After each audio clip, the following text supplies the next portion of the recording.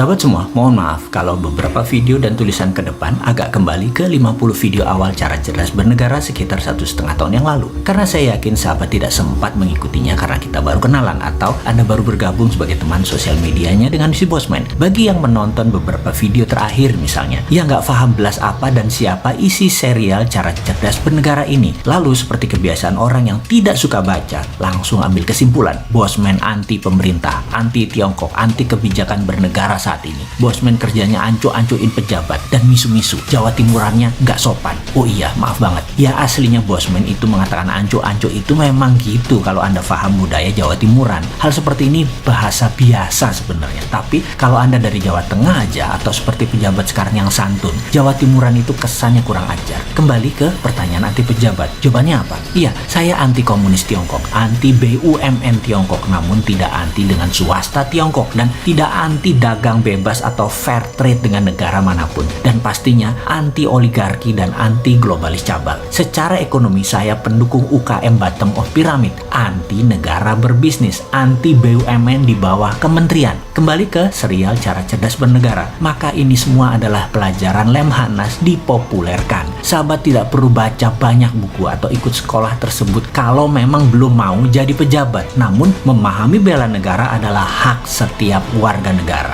Maka pelajaran awal dari pemahaman bela negara adalah memahami apa itu nation, apa itu negara. Ingat, negara bukan pemerintah. Negara NKRI itu bukan milik pejabat atau seenaknya mengelola negara atas nama pemerintahan yang memenangi pemilu. Negara punya rakyat Indonesia. Negara bukan punya pemerintahan yang 5 tahunan berganti mengelola. Kita semua tahu bangsa Indonesia lahir terlebih dahulu sebelum negara NKRI berdiri, yaitu ketika Sumpah Pemuda tahun 1928. Barulah negara NKRI berdiri di tahun 1945. Dan pemerintahan, ya periode sekarang, periode Pak Jokowi, itulah pemerintah. Karena itu segala hal mengenai kebijakan, kalau merugikan atau ada kecenderungan merugikan negara, kita ingatkan, dan itu adalah hak setiap warga negara. Caranya ada dengan demo teriak-teriak, ada lewat udara ala Bosman. Kalau warga negara punya hak, maka nation, negara juga punya hak-hak tersebut, disebut namanya nation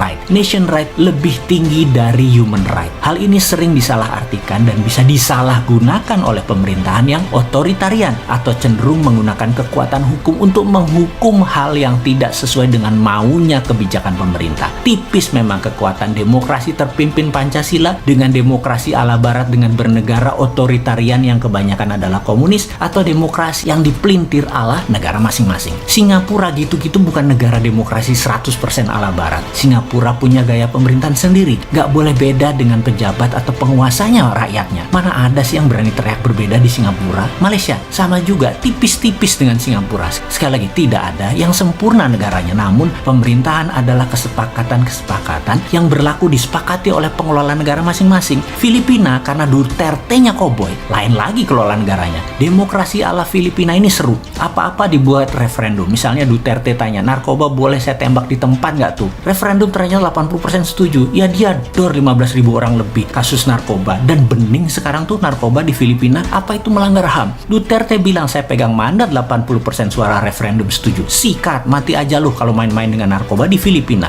Negara komunis Vietnam, komunis Tiongkok, dan komunis Korea Utara. Beda lagi kelola negaranya, namun cirinya satu, yaitu otoritarian. Saat ini entah bagaimana komunis di Indonesia pemahamannya tidak menakutkan lagi. Di sisi lain, komunis yang dipahami oposisi saat ini yang sering bengok-bengok di media dengan niat mendapatkan perhatian politik adalah masih komunisme ala Cold War, ala Perang Dingin. Jadi kasihan juga kalau banyak melihat mereka-mereka mendebatkan komunisme, apalagi pakai kata PKI. Komunisnya sudah mutan, ganti baju, dan lebih soft power. Pengkritik yang anti komunis masih lihat komunis seperti zaman Perang Dingin Soviet Amerika, pakai hard power. Beda pun, komunis sekarang soft, pakai merubah kebijakan negara yang mau ditarget, atau pakai orang dalam tanda petik. Perangnya beda, mainnya lebih cantik mereka sekarang. Jangan teriak model tahun 60-70-an zaman James Bond, zaman Cold War. Beda sekarang komunisnya. Yang menjabat sekarang podo nggak pahame, karena itu kena jebakan dimainkan soft power. Lucu ya, yang mengkritik salah ilmu ketinggalan zaman, yang dikritik sama sekali nggak paham karena kesumpel cuan. Karena itu terlihat nggak nyambung kalau ngomong di media massa mainstream